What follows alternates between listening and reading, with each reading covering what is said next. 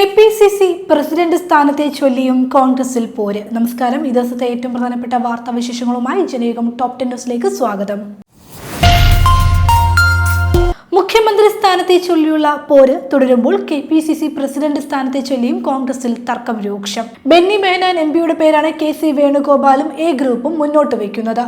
യുവ പ്രാതിനിധ്യം വേണമെന്ന് ഹൈക്കമാൻഡ് നിർദ്ദേശിച്ചാൽ ഷാഫി പറമ്പിൽ MPയെ പരിഗണിക്കണമെന്നും ഇവർ ആവശ്യപ്പെടുന്നു.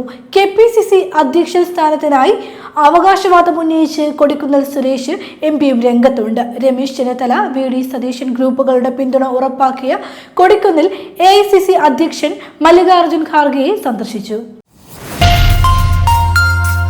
AIADMKയിൽ ഭിന്നത രൂക്ഷമാകുന്നു. എടപ്പാടി പളനിസ്വാമിയുടെ നേതൃത്വത്തിനെതിരെ MLAമാർ രംഗത്ത്. ഇതിന്റെ ഭാഗമായി മുതിർന്ന നേതാക്കൾ വെവ്വേറെ യോഗം ചേർന്നു. ജനറൽ സെക്രട്ടറി പളനിസ്വാമി ജില്ലാ സെക്രട്ടറിമാരുടെ യോഗം വിളിച്ചപ്പോൾ മുതിർന്ന നേതാക്കളായ CV ഷൺമുഖവും SP വേലുമണിയും സമാന്തരമായി MLAമാരുടെ മറ്റൊരു യോഗം സംഘടിപ്പിച്ചു. കോൺഗ്രസ് രാഷ്ട്രീയത്തിലെ നിർണായകമായ ഒരു വഴിത്തിരിവിനെ കുറിച്ച് തുറന്നു പറച്ചിലുമായി മുൻ കേന്ദ്രമന്ത്രി KV തോമസ്. K കരുണാകരനും സോണിയാഗാന്ധിയും തമ്മിലുള്ള ബന്ധത്തിൽ വിള്ളലുണ്ടാകാൻ കാരണം പത്മജ വേണുഗോപാലിന്റെ സ്ഥാനാർത്ഥിത്വവുമായിരുന്നുവെന്ന് അദ്ദേഹം തന്റെ പുതിയ പുസ്തകമായ കുമ്പളങ്ങിയിൽ നിന്ന് ചെങ്കോട്ടയിലേക്കെന്ന കൃതിയിൽ വെളിപ്പെടുത്തുന്നു. 2001 നിയമസഭാ തെരഞ്ഞെടുപ്പിൽ പത്മജ വേണുഗോപാലിനെ മത്സരിപ്പിക്കാൻ കരുണാകരൻ ആഗ്രഹിച്ചിരുന്നു. എന്നാൽ സോണിയാഗാന്ധി ഇതിനെ ശക്തമായി എതിർക്കുകയും പട്ടികയിൽ നിന്ന് പത്മജിയുടെ പേര് വെട്ടുകയും ചെയ്തുവെന്നും പുസ്തകത്തിൽ പറയുന്നു. കേരളത്തിന്റെ അടുത്ത മുഖ്യമന്ത്രിയെ തീരുമാനിക്കുന്നതുമായി ബന്ധപ്പെട്ട ചർച്ചകൾ ഡൽഹിയിൽ പുരോഗമിക്കവേ കണ്ണൂരിൽ കോൺഗ്രസിനുള്ളിലെ ഗ്രൂപ്പ് സമവാക്യങ്ങളിൽ നിർണായക നീക്കം. മുൻ KPCC പ്രസിഡന്റ് K സുധാകരന്റെ വസതിയിൽ KC വേണുഗോപാൽ, K സുധാകരൻ വിഭാഗങ്ങൾ സംയുക്ത യോഗം ചേർന്നു. മുഖ്യമന്ത്രി സ്ഥാനത്തെ ചൊല്ലിയുള്ള തർക്കം മുറുകുന്ന സാഹചര്യത്തിലാണ് ഗ്രൂപ്പ് യോഗം.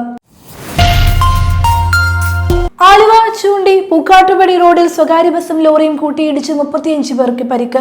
SOSന് സമീപം ഇന്ന് ഉച്ചയോടെയാണ് അപകടമുണ്ടായത്. ആലുവയിൽ നിന്നും കോലാഞ്ചേരിയിലേക്ക് പോവുകയായിരുന്ന ബസും എതിർദിശയിൽ വന്ന ടോറസ് ലോറിയും തമ്മിലാണ് കൂട്ടിയിടിച്ചത്.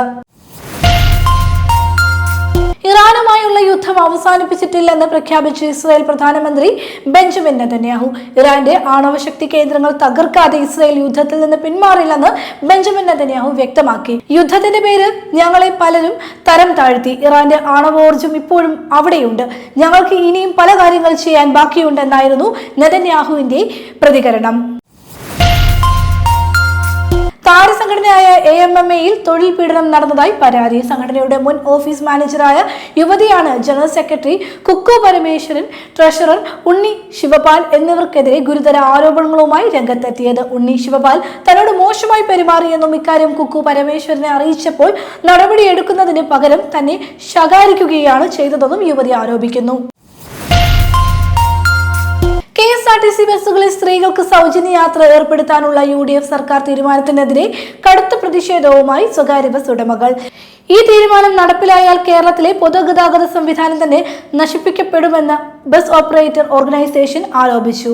സ്വകാര്യ ബസ്സുകളിലെ യാത്രക്കാരിൽ 70% സ്ത്രീകളാണെന്നും അവർക്ക് KSRTCയിൽ സൗജന്യം ലഭിക്കുന്നതോടെ സ്വകാര്യ ബസ് മേഖല പാടെ തകരുമെന്നും ഉടമകൾ ചൂണ്ടിക്കാട്ടി.